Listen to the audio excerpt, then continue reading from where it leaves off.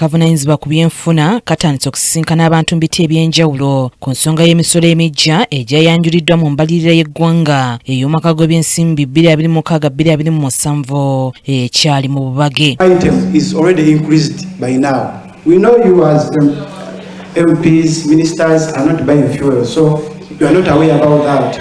But the fuel is very high.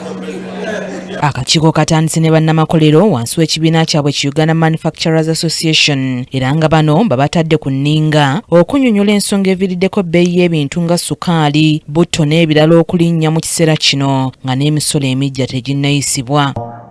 The whole chain in the private sector. There are traders, there are manufacturers.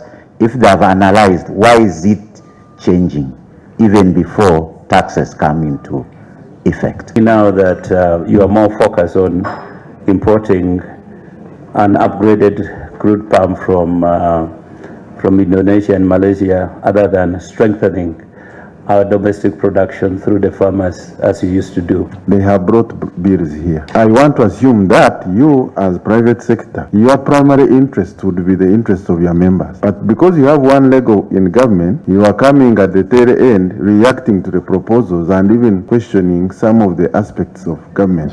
Bano mu kwanukula bategeezezza ng'obuzibu bwe buva ku lutalo oluli e Iran oluleetedde ebikozesebwa mu kukola butto okufuuka ebizibu okufunibwa.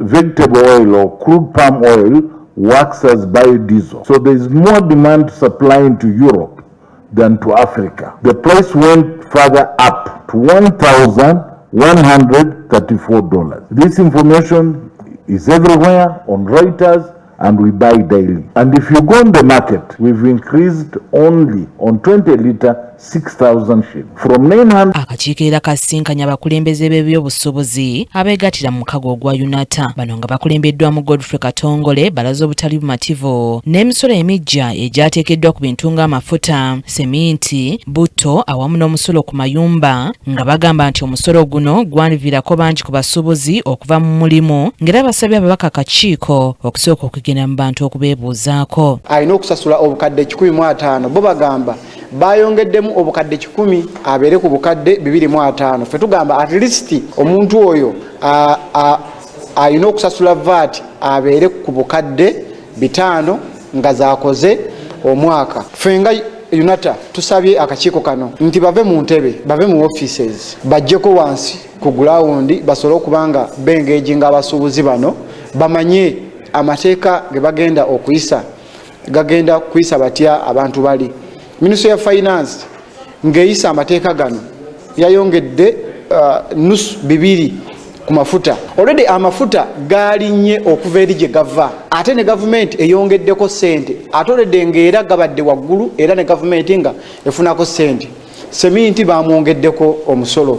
Tulowooza amafuta bwe gabanga galinye government bino yandibiresse nenoonya butya bwegenda ogenda mu maaso ng'ekollectinga omuki Ssentebe w'akakiiko kano Amos Akankunda kyokka alaze obwennyamivu olw'abo abongeza ebintu bbeeyi mu kiseera kino ng'emisolo emiggya teginnaba kuyisibwa na kuteekesebwa mu nkola. Sukaali ku oil, cooking oil, nti abasuubuzi mu katale batandise dda okwongera. Ate nga si kituufu kuba tubengeeji nze wano bwabeerawo omusuubuzi yenna agamba nti gavumenti etaddewo omusolo n'olwekyo tumaze okwongera si mutuufu era tuvumirira ne sekuvumirira yenna nti ekyo kikosa amateeka kubanga gavumenti tenateekako omusolo. Bino byonna bye mulaba. Akakiiko kano kakyagenda mu maaso n'okwebuuza ku bantu ab'enjawulo ku nsonga y'emisolo emiggya egyayanjuddwa mu mbalirira y'eggwanga ey'omwaka gw'ebyensimbi ogujja ekyali mu bubage. Sebugenyi Joseph yakusakidde eggulire lino Crack TV amalindirire.